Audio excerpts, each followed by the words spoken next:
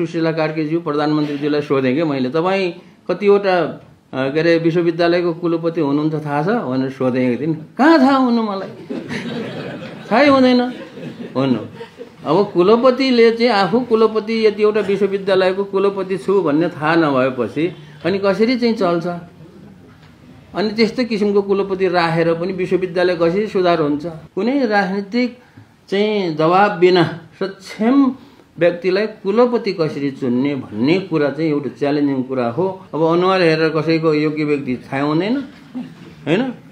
अब योग्य व्यक्ति नाप्ने कुनै मसिन यन्त्र छैन। स्वच्छ प्राज्ञिक एकदम सक्षम व्यक्ति चाहिँ कुलपति हुनु पर्यो भन्ने कुरा हो। प्रधानमन्त्रीलाई चाहिँ यो कुलपतिको पगडी गुथाउने चाहिँ चलन चाहिँ हटोस् भन्ने कुरा हो। एक जमाना थियो नेपालमा एउटै त्रिभुवन विश्वविद्यालय थियो। उति बेला राजा चाहिँ उति बेला महाराजधिराज चाहिँ कुलपति हुने चलन थियो। तर अहिले त त्यसरी चाहिँ प्रधानमन्त्रीलाई अनि त्यही अनुसार राजा हटिसकेपछि प्रधानमन्त्री हुने व्यवस्था आयो। यसमा एउटै कुरालाई चाहिँ के फोकस गरिन्छ भने राजनीतिकरण विश्वविद्यालयहरूमा कसरी कम गर्न सकिन्छ त्यो कुरालाई चाहिँ जोड दिन्छौँ।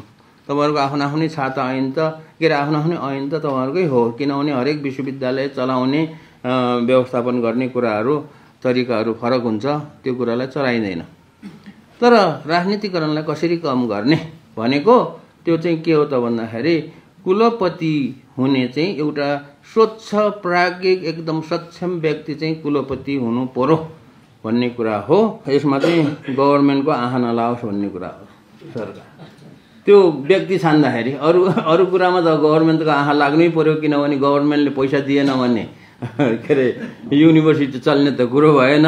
यस्तो किसिमले यसलाई चाहिँ समय अनुसार समयको माग अनुसार संसार त धेरै चेन्ज भइसक्यो नि, संसार धेरै चेन्ज भइसक्यो। त्यस कारणले समयको माग अनुसार चाहिँ कुलपति चाहिँ सक्षम व्यक्ति चाहिँ कुलपति हुने भन्ने हो। मनोनित गर्दाखेरि चाहिँ अब राजनीतिज्ञहरूको मन्त्रीहरूको भयो, प्रधानमन्त्रीहरूको भयो, कुनै राजनीति नेताहरूको चाहिँ दबाब नपर्ने किसिमले गर्ने भन्नुभएको छ। त्यो कुरालाई चाहिँ हामीले हेरिएको छ। सम्बन्धन दिने मात्रै युनिभर्सिटीहरूको ध्यान हुन्छ, धेरैभन्दा धेरै कोले चाहिँ धेरै सम्बन्धन दिने भनेर कम्पिटिसन गरे जस्तै पनि सुनिन्छ।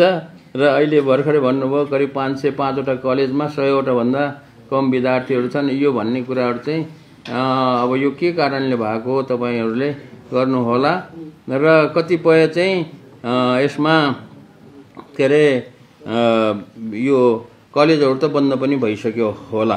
त्यसैले यो culture of research and innovation भन्ने कुरालाई चाहिँ मैले मात्रै जोड दिएँ, यही कुरालाई बढी जोड दिएँ।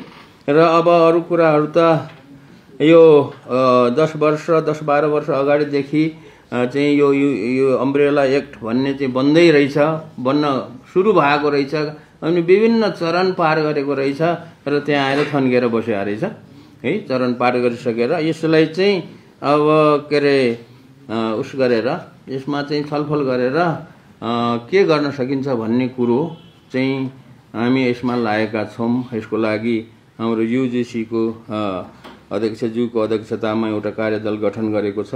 यो काम चाहिँ छिट्टै यो रातारात काम गर्नुपर्ने छ।